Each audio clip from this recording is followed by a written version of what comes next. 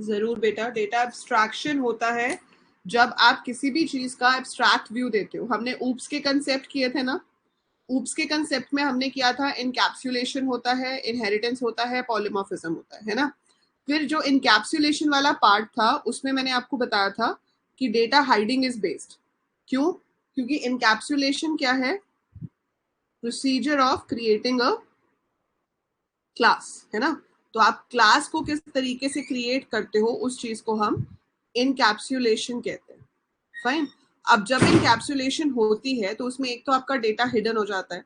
अब एब्स्ट्रैक्शन का मतलब क्या होता है? एब्स्ट्रैक्ट होता है किसी भी चीज का ओवरव्यू ऑफ समथिंग। हम किसी भी चीज की पूरी डिटेल्स नहीं दे रहे, हम सिर्फ उसका ओवरव्यू देते हैं, तो उसे एब्स्ट्रैक्शन कहते हैं।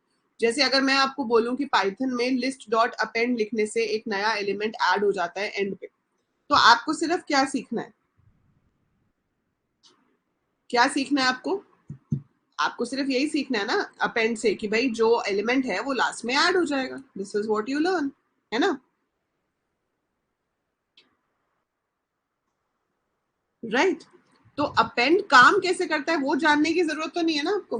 You don't have to know that how does exactly append works.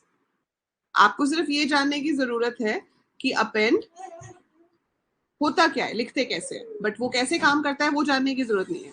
So that is what is called abstraction, that is giving an overview of something, but उसको हम डिटेल में नहीं देते। ठीक है, उसे एब्स्ट्रैक्शन कहते हैं। ठीक है, मैं शेयर कर दूंगी। जो मेघा ने क्वेश्चन शेयर किया है शेयर इन द ग्रुप। ठीक है, उज्जवल बताती हूँ बेटा अभी। So I just write it and show you. Let me share the screen.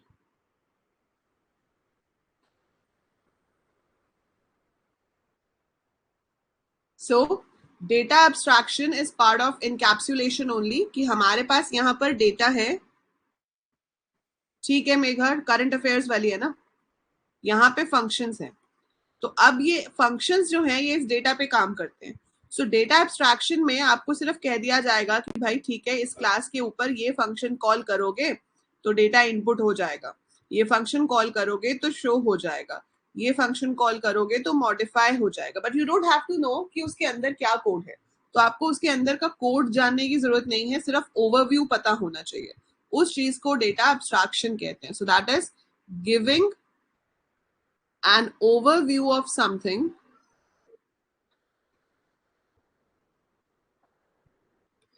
hiding its details.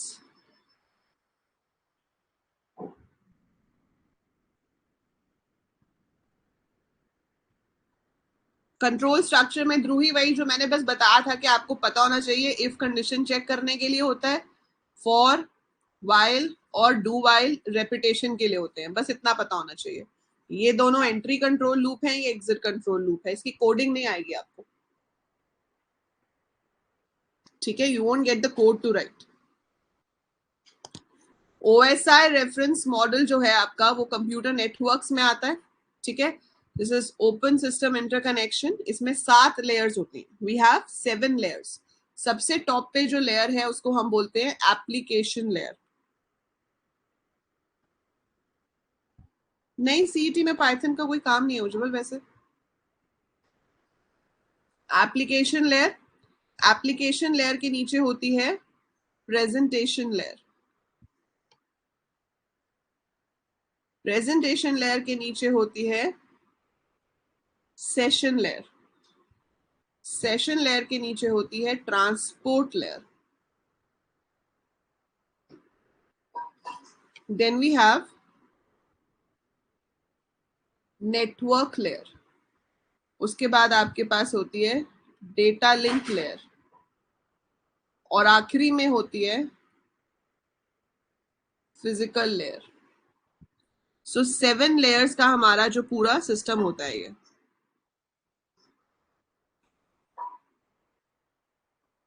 हाँ हाँ, अभी तो आपकी बहुत डाउट क्लासेस होंगी। ठीक है, सो एप्लीकेशन लेयर, ये 7 लेयर्स होती हैं ओएसआई में, और टीसीपी आईपी जो होता है हमारा दूसरा रेफरेंस मॉडल, उसमें 4 ही होती है। तो उसमें 4 सिर्फ कौन सी होती हैं? We have application, we have transport, we have network, and इन दोनों का कॉम्बिनेशन होता है होस्ट टू नेटवर्क लेयर। ठीक है, that is there in TCP/IP. So here we have 7 layers and this one has only 4 layers. Application layer पे क्या काम होता है कि भाई क्या चीज है जिसको आप नेट पे यूज कर रहे हो. अगर आप एक वेब पेज ओपन कर रहे हो तो HTTP प्रोटोकॉल यूज होगा. फाइल अपलोड या डाउनलोड कर रहे हो तो FTP प्रोटोकॉल यूज होगा. मेल भेज रहे हो तो SMTP प्रोटोकॉल यूज होगा, है ना. तो वो एप्लीकेशन लेयर पे काम करते हैं. Presentation layer takes care of कि आपका जो डेटा है वो इमेज है तो सही तरीके से जाए, डॉक्यूमेंट है तो डॉक्यूमेंट की फॉर्म में जाए. So that is taken care by the presentation layer. Session layer decide करती है ना हु विल ट्रांसमिट, है ना. जो कनेक्शन एस्टेब्लिशमेंट का काम होता है वो काम किसका है, सेशन लेयर का. तो session layer will do the connection establishment thing. उसके बाद आती है ट्रांसपोर्ट लेयर जो कि आपके पूरे मैसेज को छोटे पार्ट्स में डिवाइड करता है जिसे पैकेट्स कहते हैं. So it divides the whole message into small parts called package. Into small parts called packets. So transport layer उसको छोटे पार्ट्स में डिवाइड कर देता है जिसे पैकेट्स कहते हैं. फिर नेटवर्क लेयर उस हर पैकेट को भेजता है. ठीक है. डेटा लिंक ये क्या करता है, रूट डिसाइड करता है. So route shortest path choose करता है हर पैकेट के लिए. डेटा लिंक लेयर का मेजर काम क्या है, एरर डिटेक्शन एंड करेक्शन. कि जो डेटा सेंड हुआ है वो जैसा भेजा गया है वैसा ही पहुंचे. So error detection and correction is the task of your data link layer. And finally physical layer होती है जिसका काम होता है कि बिट्स को ट्रांसफर करना. 0 goes as a 0, 1 goes as a 1. So actual data को ट्रांसफर करने का काम आपकी फिजिकल लेयर का होता है. तो ये 7 लेयर्स हैं हमारे पास जिन लेयर्स के थ्रू आपका डेटा एक सिस्टम से दूसरे सिस्टम पे जाता है. तो पहले एक सिस्टम से ये ऊपर से नीचे जाता है, फिर जहां रिसीव होगा वहां नीचे से ऊपर की तरफ जाएगा. ठीक है. और ये सारा बेसिक इन लेयर्स का काम है. Application layer is having these protocols कि हम क्या काम कर रहे हैं. प्रेजेंटेशन उसकी प्रेजेंटेशन को मेंटेन करता है. सेशन लेयर होती है कनेक्शन एस्टैब्लिशमेंट के लिए. Transport layer divides the big message into small parts called packets. वो पैकेट किस रास्ते से जाएंगे उनका पाथ डिसाइड करना, शॉर्टेस्ट रूट डिसाइड करना, वो काम नेटवर्क लेयर का होता है. सही तरीके से पहुंचे तो एरर डिटेक्शन एंड करेक्शन का काम डेटा लिंक लेयर का होता है. और एक्चुअली में डेटा भेजने का काम फिजिकल लेयर. ठीक है. So that's your OSI reference model. Is it clear?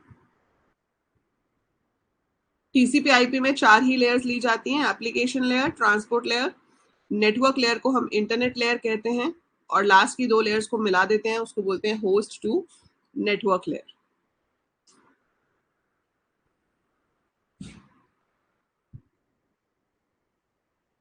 और बताओ जी, what are the doubts? Storage concept, processing concept and electronic charge concept किस चीज से रिलेटेड पूछ रहे हो उज्जवल? ये क्योंकि ये किसी भी चीज से पूछे जा सकते हैं. ऑपरेटिंग सिस्टम में से है या कहाँ से पूछ रहे हो? स्टोरेज कंसेप्ट में तो आपकी primary memory, secondary memory type आ जाएगा कि आप स्टोरेज कंसेप्ट किस बेसिस पे ले रहे हो, है ना. स्टोरेज तो मैग्नेटिक भी होता है, ऑप्टिकल भी होता है. Now on what basis are we categorising? तो स्टोरेज अगर हम मेमोरी वाइज देखें तो we have 2 type of memory, primary and secondary memory. Primary में आपके पास रैम और रोम आ जाती है. सेकेंडरी में आपके पास सारी हार्ड डिस्क वगैरह आ जाती हैं.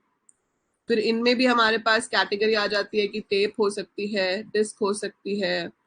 फिर डिस्क भी मैग्नेटिक भी हो सकती है, ऑप्टिकल भी हो सकती है. और अगर मैं इसी चीज को ऑपरेटिंग सिस्टम के पॉइंट ऑफ व्यू से देखूं तो उसमें ये आ जाएगा कि भाई मैनेज कैसे होता है ना, कि कौन सी मेमोरी पे क्या स्टोर होगा, किस एड्रेस पे क्या पड़ा है. So that is the responsibility of the operating system.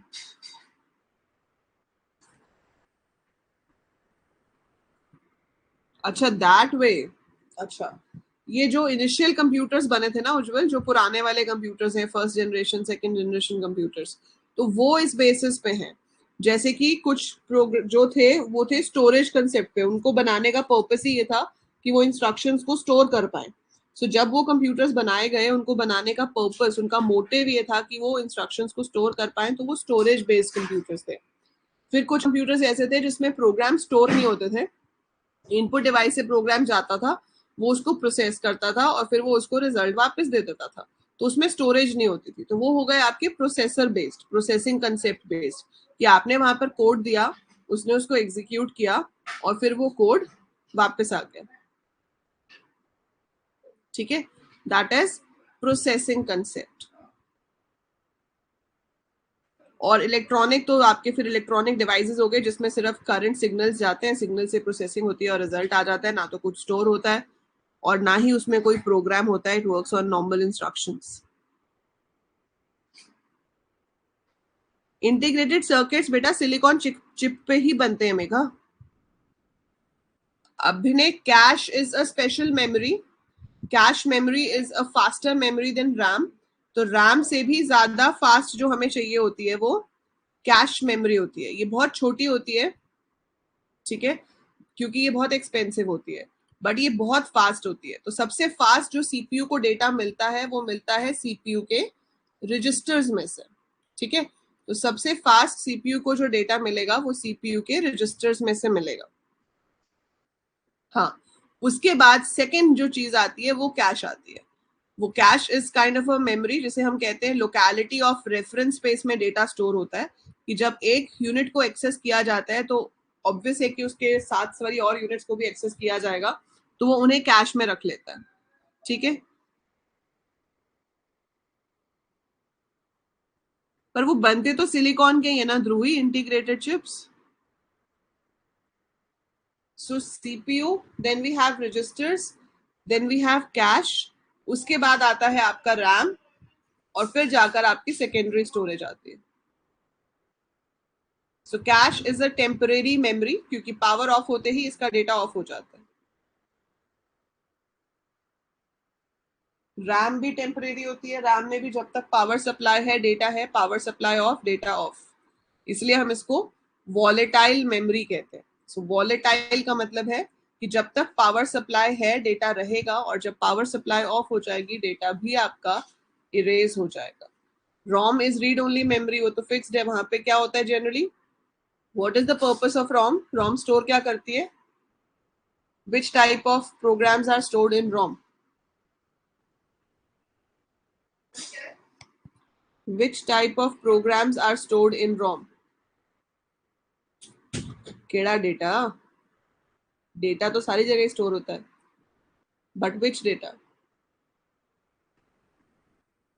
Booting, bootstrap loader कह सकते हैं हम उसको, है ना।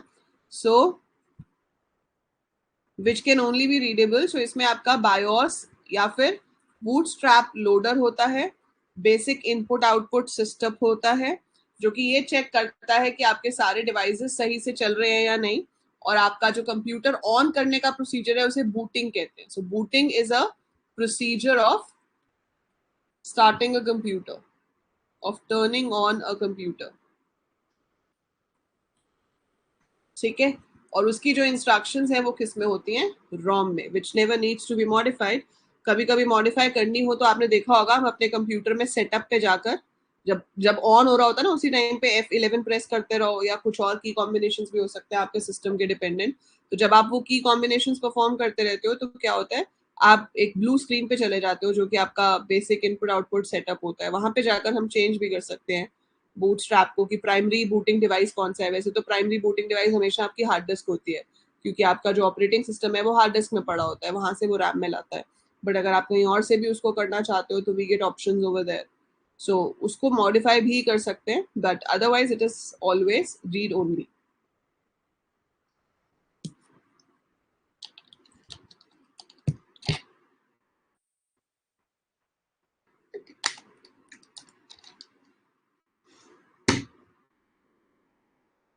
और बताओ।